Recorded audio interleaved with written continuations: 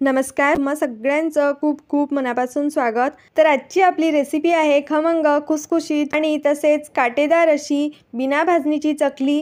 तुम्हाला चकली बघूनच समजत असेल चकली किती छान मस्त खमंग आणि कुरकुरीत झालेली आहे। तसेच चकलीला रंग आणि काटे सुद्धा खूप छान आलेले आहेत।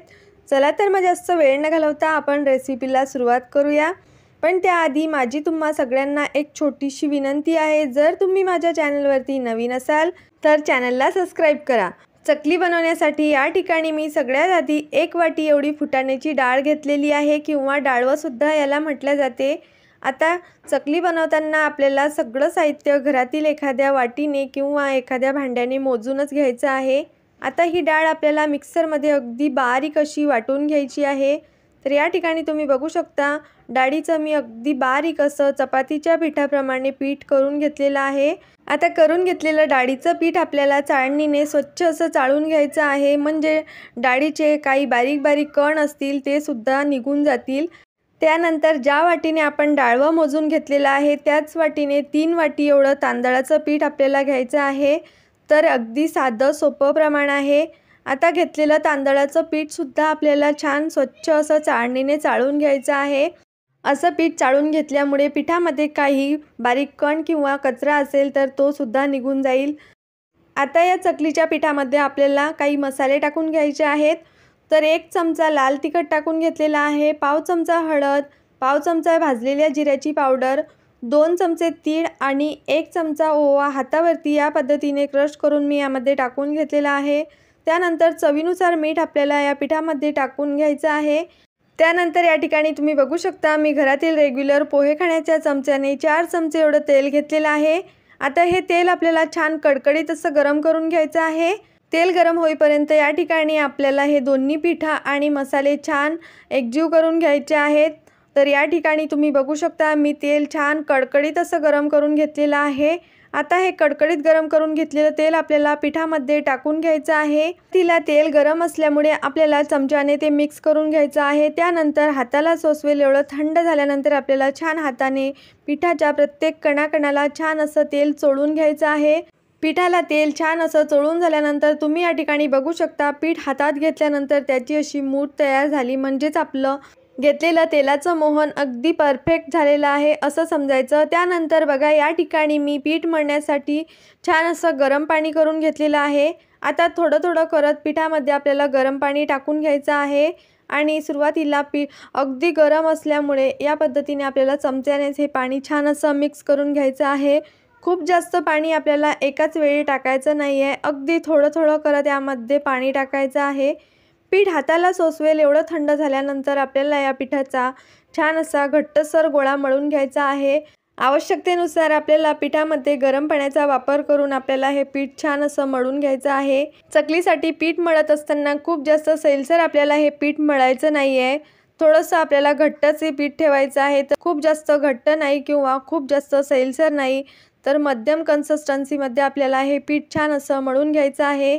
पीठ मळून झाल्यानंतर आपल्याला लगेचच याच्या चकल्या पाडायला घ्यायच्या आहेत। पीठ मुरत वगैरे ठेवण्याची अजिबात आवश्यकता नाही आहे। पीठ जर आपण जास्त वेळ मुरत ठेवलं तर हे पीठ सैलसर होऊ शकते, त्यामुळे आपल्याला लगेचच याची चकली पाडायला घ्यायची आहे। या ठिकाणी चकली पाडण्यासाठी मी चकलीच्या साच्याला थोडासा तेलाचा हात लावून घेतलेला आहे। आता या ठिकाणी चकलीच्या साच्यामध्ये पीठ भरून घेत असताना आपल्याला या पिठाचा गोळा छान असा मळून घ्यायचा आहे आणि साच्यामध्ये भरत असताना चांगला दाबून भरून घ्यायचा आहे, म्हणजे चकली अजिबात तुटत नाही। आता आवडीनुसार आपल्याला याच्या लहान मोठ्या चकल्या पाडून घ्यायच्या आहेत। तर या ठिकाणी बघा मी ताटामध्येच या चकल्या पाडून घेणार आहे।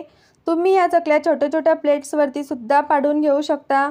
आता चकली पाडण्यासाठी मी या ताटाला अजिबात तेल वगैरे लावलेलं नाही आहे, ही चकली अजिबात ताटाला चिटकत नाही। चकली पाडताना आपल्याला चकलीचं सुरुवातीचं आणि शेवटचं टोक या पद्धतीने छान असं दाबून द्यायचं आहे, म्हणजे चकली तळत असताना तेलामध्ये अजिबात सुटत नाही। तर तुम्ही बघू शकता मस्त छान अशी अखंड अशी चकली आपली पाडून तयार झालेली आहे। अजिबात चकली पाडताना कुठेही मध्ये चकलीची तार तुटलेली नाही आहे। ताटामध्ये जर तुम्हाला चकल्या पाडायच्या नसतील तर तुम्ही या पद्धतीने छान अशा पोळपाटावर सुद्धा चकल्या पाडून घेऊ शकता। तुम्ही या ठिकाणी बघू शकता चकलीला काटे सुद्धा खूप छान आलेले आहेत। आता बघा, तुम्ही या पद्धतीने छोटे छोटे चकल्या बनवून घेऊ शकता किंवा आवडत असतील तर मोठ्या मोठ्या चकल्यासुद्धा बनवून घेऊ शकता. घरात जर लहान मुलं असतील तर या पद्धतीने मस्त छोटे छोटे चकल्या बनवून घ्या किंवा कितीही मोठी चकली बनवली तरी आपली चकली अजिबात तुटणार नाही. अशा मोठ्या मोठ्या चकल्यासुद्धा आपण बनवून घेऊ शकतो. चला तर मग आता याच पद्धतीने मी सगळ्या चकल्या बनवून घेते आणि आपल्याला ह्या चकल्या लगेचच तळायला घ्यायच्या आहेत. चकली बनवत असताना आपल्याला खूप जास्त चकल्या एकाच वेळीच पाडून घ्यायच्या नाही आहेत. 4 ते 5 चकल्या आपल्याला एका वेळेला पाडून घ्यायच्या आहेत आणि लगेचच आपल्याला ही चकली तळायला घ्यायची आहे. जास्त वेळ आपल्याला ह्या चकल्या पाडून ठेवलेल्या चकल्या अशाच ठेवायच्या नाही, त्यामुळे चकली सुकते आणि तळताना ती व्यवस्थित अशी तळल्या जात नाही. चकली पाडायला जास्त वेळ लागत नाही, त्यामुळे चकलीची एक बॅच तळून होईपर्यंत आपण इकडे चकल्या छान अशा पाडून घेऊ शकतो. त्यानंतर या ठिकाणी बघू शकता तुम्ही, मी चकली तळण्यासाठी तेल छान असं गरम करून घेतलेलं आहे. तर तेल आपल्याला खूप जास्त कडकडीत असं गरम करायचं नाही आहे. मध्यम आचेवरती आपल्याला तेल छान असं गरम करायचं आहे. त्यानंतर आपल्याला यामध्ये बसतील एवढ्याच चकल्या टाकून घ्यायच्या आहेत. खूप जास्त तेलामध्ये आपल्याला चकल्यांची गर्दी करायची नाही आहे.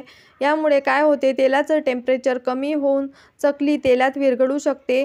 तर या ठिकाणी बघा, मी 2च चकल्या तेलामध्ये टाकून घेतलेल्या आहे आणि मध्यम आचेवरती आपल्याला ह्या चकल्या छान मस्त तळून घ्यायच्या आहेत. एका बाजूने 2 मिनिटे चकली तळून झाल्यानंतर आपल्याला ही चकली पलटून घ्यायची आहे आणि दुसऱ्या बाजूने सुद्धा ही चकली छान अशी तळून घ्यायची आहे. आलटून पलटून आपल्याला ह्या चकल्या छान अशा तळून घ्यायच्या आहेत. तेलावरील बुडबुडे पूर्णपणे कमी झाल्यानंतर आपल्याला ही चकली काढून घ्यायची आहे. तुम्हाला जर वाटत असेल चकली तेलकट होत आहे तर चकली काढताना आपल्याला गॅसची फ्लेम मोठी करायची आहे आणि लगेच चकली बाहेर काढून घ्यायची आहे. चकली अजिबात तेलकट होत नाही.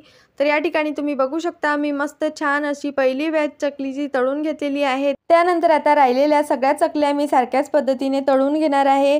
तर तुम्ही या ठिकाणी बघू शकता, प्रत्येक चकली छान मस्त एकसारखी अशी बनवून तयार झालेली आहे आणि एकसारख्या रंगावरती आपली चकली बनवून तयार होत आहे. तर या ठिकाणी तुम्ही बघू शकता, खूप छान अशा आपल्या चकल्या बनवून तयार झालेल्या आहेत. अगदी परफेक्ट अशी आपली चकली बनवून तयार झालेली आहे. काटेदार तसेच रंगसुद्धा खूप सुंदर आलेला आहे चकलीला. ही चकली खूप छान मस्त पोकळ होते आणि खूप छान मस्त कुरकुरीत, खुसखुशीत आणि खमंग अशी ही चकली बनवून तयार होते. चला तर मग आजची तुम्हाला माझी ही साधी सोपी असणारी चकलीची रेसिपी कशी वाटली हे मला कमेंट्स करून नक्की सांगा. ही चकली एकदा बनवून ठेवली की महिनाभर आरामशीर टिकते आणि अजिबात ही चकली तेलकट होत नाही. आशा करते आजची तुम्हाला माझी ही चकलीची रेसिपी नक्की आवडली असेल. रेसिपी आवडली असेल तर व्हिडिओला लाईक करा, शेअर करा आणि अशा छान छान रेसिपी पाहण्यासाठी या यूट्यूब चॅनलला सबस्क्राईब करा.